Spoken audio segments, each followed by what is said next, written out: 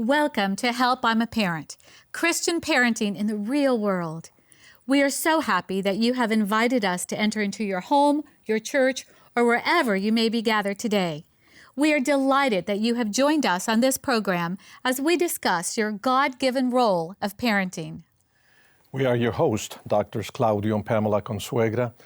Together we serve as the Directors of Family Ministries for the North American Division of the Seventh-day Adventist Church. We believe that one of the most important roles you will ever play is being a parent.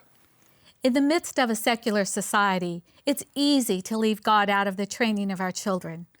The purpose of this series is to not only put God back into that equation, but to place Him at the very center. Parenting stretches us and shapes us like no other experience on this earth. It is a sacred responsibility, and there's no higher calling. It is a calling that has its share of joy as well as its challenges. It is a calling that demands a big investment on your part if it is to yield results. And yet, those returns on your investment will last throughout eternity. Today we're going to discuss screening screen time. Technology is one of the biggest blessings of our day. Your child can have regular interaction with grandparents and other family members, even if they live a continent away. Valuable and limitless information is only a click away. At the same time, these blessings may also come with a heavy price tag. You see, in many ways, technology has also been a curse. It is a way that Satan has used to invade our homes and our lives, and in too many cases, destroy our families.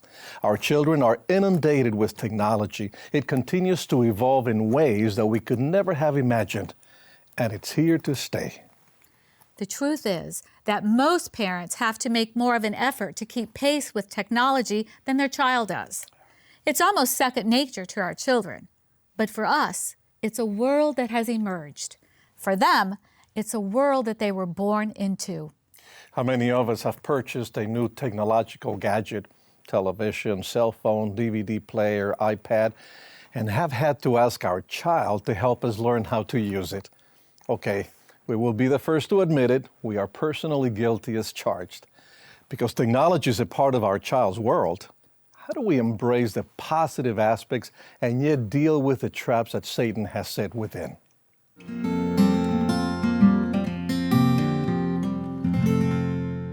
Our special guest today is Shawn Boonstra. He currently serves as a speaker for the Voice of Prophecy, one of the oldest Christian broadcasts in the world. Shawn is a graduate of the University of Victoria in Canada, where he studied political science, economics, and philosophy. Shawn also attended Andrews Theological Seminary and has authored 18 books. He now makes his home in Colorado with his wife, Jean, and 2 daughters. Welcome, Shawn. We're delighted to have you here with us today. Hey, it's good. Help, I'm a parent. I can't wait to talk about what we're going to talk about today. We look forward to hearing from you. But before we do that, we want to visit a home because they want to tell us about the challenges that they experience. Oh, let's take a look at that. Yep. So we have 2 boys, Benjamin and Caleb. They're 9 and 7. And they can't imagine a world without any kind of media.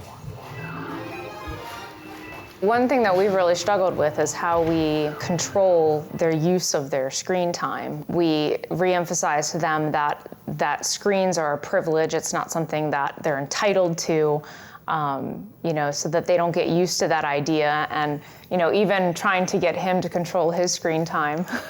Yeah, so I have a job where it requires me to be able to, I have to check Facebook, I have to check the website, I have to update our website on occasion. And the kids copy what they see. They see Daddy doing that, and so we'll find them, stuck on their iPhones or iPads or something. Or watch this. So it makes it harder because they see what I'm doing. Oh. Isn't that cool? One of the things that we've really noticed in their behavior when they've been playing on screens, whether it's a video game, whether it's just watching videos, is that their behavior actually changes. They start mimicking a lot of the stuff that they're seeing or that they're playing. They kind of end up in that mindset. Almost they have a hard time distinguishing between reality and what's fake. Yeah. All right, guys, it's time to turn it off. You've been playing long enough. No! Caleb. I don't want to. Caleb, Finish up this game and then we'll turn it off, okay? Yes. Okay. Monitoring their screen time is something that it's a daily battle that I think that we try and make sure that they're not spending too much time on screens, but yet we know it's there, so giving them a healthy amount of time.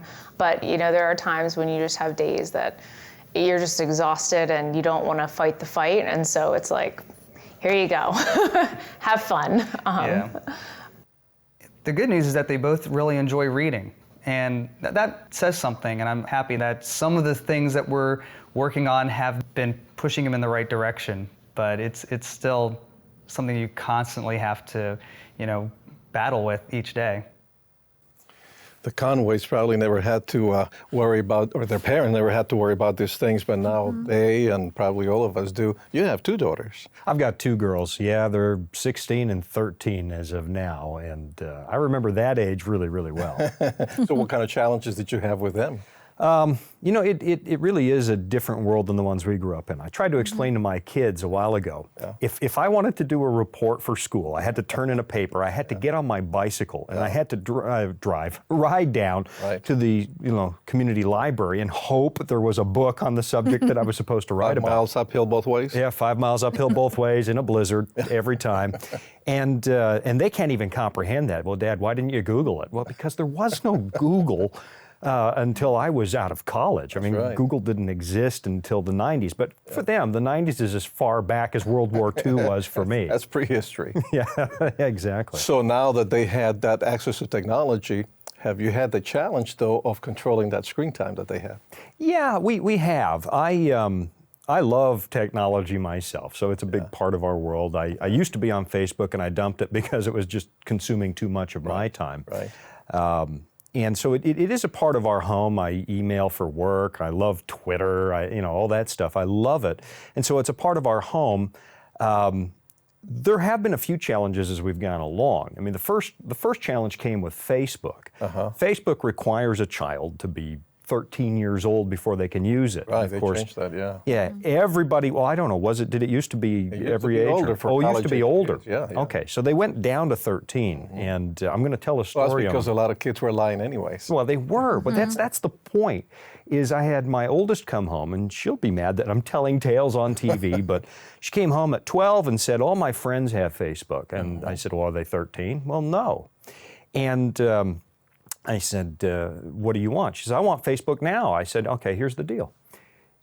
Go ahead, I guess, if you're comfortable lying to the people at Facebook, go ahead and sign up for Facebook. Go ahead, open an account. So she did. And then she tried to friend Jean, my wife, and sent her a friend request. And Jean said, no, I don't friend under 13s on Facebook, especially ones that I know are lying to the people at Facebook, and nobody had friended her. And by the end of the day, she shut it down. And then she started becoming an evangelist at her school, saying, if you're under 13, you really ought not to be. Yeah, you shouldn't be on Facebook lying to these people.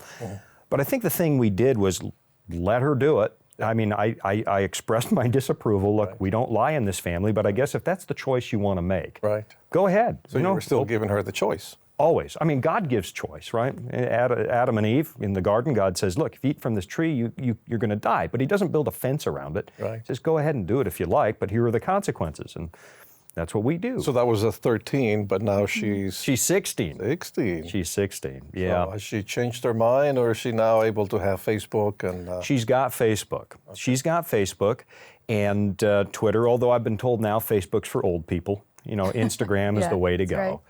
Right. Here's how we handle that in our home. I'm well aware of what's out there in the world. I've worked in ministry. I've been in a lot of shattered homes as an evangelist. I'm the guy that gets called in. I mean, they tend to come to my evangelistic meetings when their world comes unraveled and something goes really, really wrong. So I know full well what goes on. And honestly, at 15 or 16, even if you've heard there are bad things out there, you're not really emotionally equipped to deal with that stuff. You're not equipped to deal with the predator online. You're not equipped to, you may have heard of it, you think you can handle it, and that kind of stuff. So we allow it, absolutely. I mean, I don't want my kids to be the techno peasants in their class. You know, you've got to allow them something so And they build that bubble around them all the time. You're going to lose anyway. Yeah. You know, eventually they're just going to do what they're going to do. Well, they would probably lie behind you and do it anyways because that's what you. Well, not my children, but you know, other children. Some people's children would do that. So here's what we do. It's absolutely, you can have Instagram, you can have Facebook, you can have Twitter, you can have all those things, but your dad has the password. And you just need to understand that I'm going to spot check. Every so often I'm going to go in and I'll look to see who you're talking to in there. And I do. I do. So all of my daughter's friends who are watching this, just understand I'm going to see what you say to my daughter. Which is important because there are some parents that will say, no, we have to respect our kids' privacy. Yeah. Up to which point, though? Well, in my world, privacy for kids kicks into its full extent the day you turn 18. And actually, what I've told my kids, you actually get full independence and privacy the day you pay all of your own bills. As soon as you're paying all of your own bills, I step aside and you take the reins of your life. As long as you're under this roof and my responsibility, I still have access well, to yeah. whatever you have. And here's how it shakes down. I said, look, if you want to pay for your own internet connection, buy a router and pay for the internet connection and buy your own equipment. We may have something to discuss. But in the meantime, I'm providing those services, and it's up to me to regulate that service in my house. I own that service. I'm paying for it. Right. And I am your dad, and I will come down on anybody who hurts my little girl. I mean, that's just, I've got my little girl's back, and you're my little girl the rest of your life, but till you're 18, you only get social media if I have the password. Now, I'm not intrusive. Gina is not intrusive, but we spot check every so often, go in, okay, oh, it's really just her high school friend she's talking to, and normal kid stuff, and they're talking about what are we going to do Saturday night and that kind of stuff. But I spot check, and they know I do. What about, because I know we're talking about social media, but in general terms, computer use, cell phone use, is that something that's common in your home and you allow it as well? The battle of the cell phone. Let's start with the cell phone. Okay. The kids both started asking for cell phones really early on, and I said, you don't really need a cell phone. Like how early, you mean? Oh, the oldest was asking for one by the age of 9. And okay. You know what? And she'd say, but all my friends have one. Yeah, of course, that's the way it is. Yeah, well, same thing I told my mom, and so I gave first I gave the patent answer. Well, if all your friends jumped off a bridge, would you, that kind of an answer. But here's how I view it. Does a 9-year-old need a cell phone? No, not really. And the argument is, but they'll be so much safer out there. And now teacher's got a cell phone. The office has a landline, and we still have a landline in the house. Jean made me put one in saying if they don't have cell phones, they got to be able to call out and so on. So the battle for the cell phone started fairly early. The way we look at it is we're trying to grow kids who own their lives and run a responsible life, and so we grant grown-up privileges as they're able to prove that they can handle them. Right. 9 was a little bit young, so we bought a cell phone that was a really cheap one. Oh, Dad, it's so embarrassing. That's not an iPhone. I said, no smartphone, internet access and all that stuff. No, that's right. You told me you needed it for phone calls. Yeah, but Dad, I said, no, it's for phone calls. So when they go on a field trip or something, here's the loaner phone. Yeah. From the age of 9, up till 14, 15, it's the loaner phone going on a trip. Now my oldest daughter's away from home and living in a boarding school. Okay. So she's got a cell phone, and at first the complaint was, but Dad, it's still not an iPhone. It's it's an LG phone, and you can check your email on it, and you can call me, and I can call you. Yeah. But again, the rule is if you want an iPhone, then pay for one. Well, she doesn't have the money for that, and she doesn't have the cash to finance that. But you're the rich parent. You should be able to provide everything for your kids. Yeah, I'm not sure that goes well. We don't provide everything for our kids. I grew up the son of immigrants, and nothing was really handed to me, and we were taught if you want things in life, you earn them. Right. And so that's the approach we take with cell phones. Right. But again, I've got the password. I can pick up that phone anytime I want and go through the call record. Who are you talking to? Because whether or not they believe it, there are people out there preying on young kids, especially young girls. Has there ever been a time when you caught them misusing the Oh, cell yeah, phone? yeah. Here, we have certain rules. You know, phones go to bed when you do. So I don't want you texting in bed and so on. And boy, my kids are going to kill me for telling these stories on TV, but who cares? That's what we invited you. That's why I'm coming. They're not here to defend themselves. I can make it up any way I want. Hey. Truth is, I remember walking by one child's bedroom. I'll protect the identity of which one it was. And as I'm walking by the door, I can hear bzzz, bzzz. They left it on vibrate, and it's like 11:45 at night on a school night. Bzzz, bzzz. And I love it. I'm like the DEA. I kick in the door, turn on the light. Where is it? What do you mean, where is it? Where's the phone? I heard it buzzing. Yeah. And I took it. Well, we had a contract. That's part of the grown-up responsibility. Here, you want a phone, you want these toys, here are the contracts. And we post them on the fridge. They have to initial each. It's kind of like buying a house. You have to initial every line on it. I won't violate curfew. I won't call these guys. I won't take calls from strangers, all that stuff. And if you violate it, it's gone. It's just gone. So I seized everything. And if there's a flagrant violation of the rules, we give our kids something we've termed the Amish vacation. Oh, what's that? An Amish vacation means that you're going back to the dark ages. Technology is a privilege, and we'll take it all. We'll take everything right down to the clock radio on the nightstand, and I've gone as far as no electricity for a week or two. Oh, my. Wow. So when the sun goes down, you go to bed, and then when the 2 weeks are over, suddenly the electronics look like a privilege again. You know, we're going to stop you right there and take a quick break, and we'll be back in just a minute to continue our conversation with Shawn Boonstra.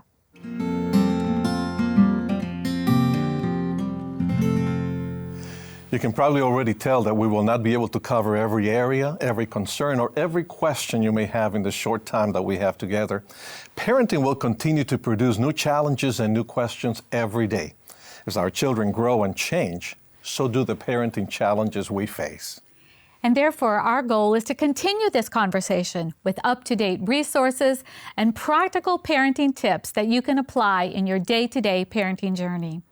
We will do this online via our website, www.helpimaparent.org.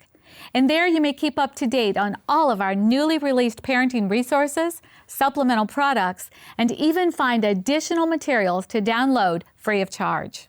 You're also invited to submit any questions that were not answered for you, subscribe to an electronic newsletter, read a blog for parents, and much more. Again, the accompanying website is helpimaparent.org. And in addition to that website, we also have a Facebook page where we post daily words of encouragement and resources. So look us up on Facebook, Help, I'm a Parent. And remember, share that Facebook post with the friends in your social network. It is our desire that this resource will assist you in your God-given role as a parent by using principles that are firmly grounded in the Word of God. Now let's get back to our conversation with today's guests.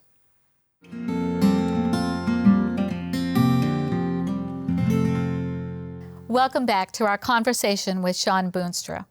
Shawn, right before break, you were talking with us about contracts in regards to screen time. Absolutely. Talk to us a little more about that. Well, contracts are going to be a part of real life eventually anyway. One day they're going to turn 18 and go out and get a real cell phone contract and have to live by those terms. So part of training a child to live in the grown-up world is to start experimenting it. That's the beauty of childhood. You get to live this at home. So we drop a contract for everything. Okay, you want this in your life, you want well, we don't provide iPhones, but you want this device, you want that device, and so on.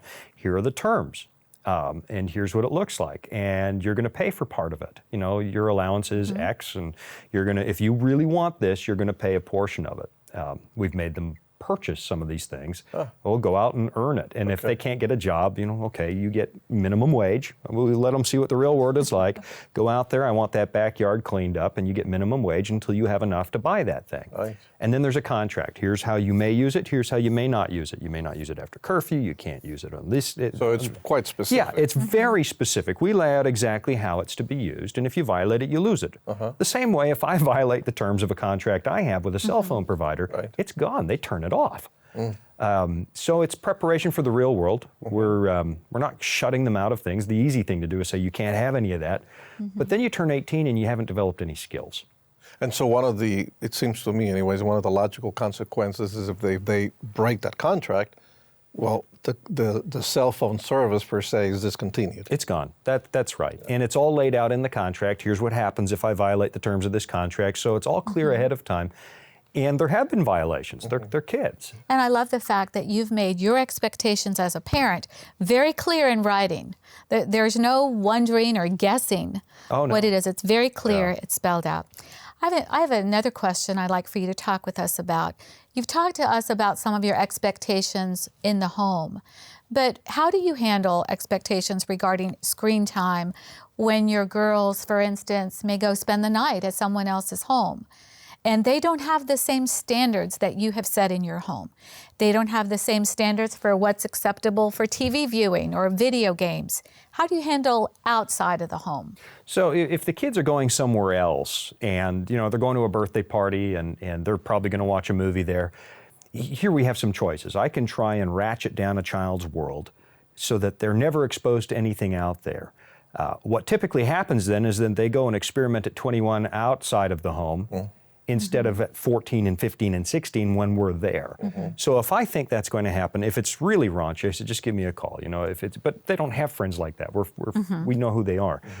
But we do this. I say, you may see something, but what you and I will do is let's talk about the difference that you saw in that program and what the biblical worldview is, and we'll discuss it. So there's enough liberty to make a mistake or feel uncomfortable. I say, if you feel uncomfortable, let's talk about it. What did you see in that movie that we would never watch, and why do you think we wouldn't watch it? I've never really run into where that's really raunchy, but there's where the cell phone would come in handy. Something's going down, give me a call, Dad will come pick you up. Yeah. And you say that one of your daughters is in a boarding school. Yep. So how is that changing, or how has that changed as far as controlling or not being able to control how he uses screen time? It's a beautiful thing. They have tighter regulations in the dorm than I ever do. I mean, their internet service goes off at 10 o'clock at night, but so does mine. We have the router set so that they're blocked out after 10 p.m. And the same thing is true in the dorm. So that's another guideline that you can offer parents. You don't have to have the router open all night long or 24 hours. Nope. There's a time at which you don't need to be online no matter what. Many routers have more than one account, a main account and a guest account. And the guest account, you can have that turn off at 10 p.m. As they get older, they've learned to live within their boundaries, and that hasn't become nearly as much of an issue. But early on, 10, 11, 12, how much self-control do you have? And so it just turned off at 10 p.m. Yeah, that's good. And you also mentioned, because I want to emphasize some of these things, that the fact that kids ask for a cell phone doesn't mean that they have to have a cell phone. Oh, no. Or if they have to have a cell phone for emergency purposes, that doesn't have to be one of those that has access to everything, the internet and all those. It could just be a calling phone. That's right. And if it's really just for safety and communication, then that is enough. Oh, but I'm so embarrassed. And I've had the kids say, but my friends have the latest and greatest. And I remember one occasion I said, look, one day you probably will be able to afford that. Let me show you something. And I walked a child into the garage and I said, look at our cars.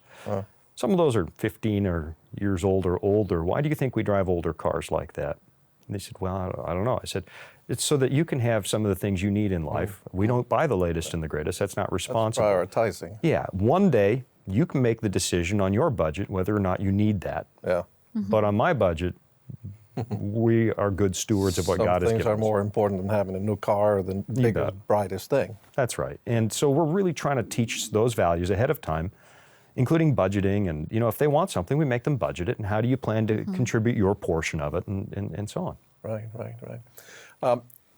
We have single parents, obviously, that have special challenges. And as you know, kids seem to be getting older at a younger age. Oh, do they? Are they ever young? 18 years old asking for a cell phone several years ago. Now it's 9 years old or 6 years old. Especially single parents feel guilty that I'm not providing all that my kids need or want. What would you say to a single parent that struggles with giving them technology? I think what is and I'm not a single parent, so it's hard for me to identify entirely. Jean, to some extent, is alone a lot. In past years, I was on the road 200 days a year. She could probably answer that for you a little better. But my thought is this. What is your objective as a parent? My objective as a parent is to turn out kids when they're 18, 19, 21 years old who will make it in the world and be responsible and capable of handling themselves. Right. That's the job that God gave me. God didn't give me the job of entertaining those kids. God didn't give me the job of making sure they had everything or feel secure, yeah. Provide for them, yes. The Bible's clear about people who don't provide for their children, but that means taking care of them. But at the end of the day, what's God asking me to do? That's not my child, it's His child. And my job is to turn them out at 21 to the best of my ability as a responsible young adult who knows how to make good decisions. And I don't need them to like me all the time. As opposed It's to okay you making their decisions all the time. Yeah. If you make the decisions for kids all the time, they'll never learn to make them. So I even let them make bad ones once in a while and reap the consequences of it. Sure. That's in a little petri dish where we're there's a lot of control in childhood. Make the mistakes here and we'll talk about it. When you're 21, you're ready for life, or 18, or whenever that is. So give our parents just a couple practical ideas. How do we teach them discernment? Because as you know, you don't always have to go looking for pornography or any inappropriate content. It will find you. That's right. It will come to your email inbox without you looking for it. So how do we teach our children that age these principles of discernment that you're talking about? Well, one of the first things is really there is no internet in the bedrooms or anywhere else. All the internet happens in our kitchen and around the island in our kitchen. It's always in a public place. I'm always watching. I have the passwords to email and all that stuff, so I can spot check. Not because I don't trust my kids, but because I don't trust the world. That's right. And so internet happens in a public place. It always happens in a public place. We don't lock it away in a bedroom. It's not behind a closed door because I'll be there to talk about it. And it does happen. My kids stumble across things. Somebody will try and make contact with your young daughter online. At that point, I take over when I see that happen. And it has happened. And I text the guy back, this is Dad you're talking to now? And one of us might be going to jail if you keep this up. I'm serious, but I show them, You have look. to protect your kids anyway. And then we sit down and talk. Hey, what do you think that guy was really about? Why is a 20-something-year-old talking to a 14-year-old girl, do you think? And talk it through, and I'm honest about it. Yeah. I tell them the truth about what's out there, and then we demonstrate. Yeah. Shawn, it's been good talking to you, and of your experience. I love the personal stories that you have told us. Your girls might not like. No. I'm going to have to take them out for ice cream or something like that. There you go. Thank you so much for joining us on this particular program of Help, I'm a Parent. Great to be here. And we also want to thank you for joining us as we explored some of the challenges of managing all of the screens that invade our homes today. Now it's your time to open your parenting manual that accompanies this resource.